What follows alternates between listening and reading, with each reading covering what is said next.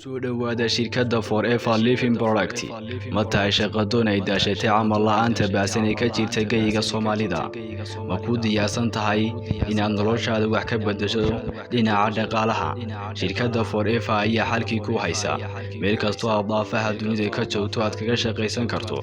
tan iyo inta ay soo caga dhigatay shirkadda Forever geyga Soomaalida kumanaan dhalinyaro ayaa kaga baxay shaqo la'aantii haatana ku nool nolol heerkeedu sareyso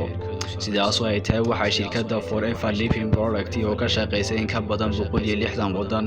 oo daafaha dunida ay sanadkan 2021 idin diyaarisay kumanaan fursado shaqo oo aad kula shaqaysan karto shirkadda mudanayaal iyo marweyn waxa idin la wadaagaynaa fursadaha dahabiga ay idin soo gudbinayso Forever meel kasta oo aad geeska Afrika ka joogtana aad iska diiwaan gelin karto xarunta shirkaddu ku leedahay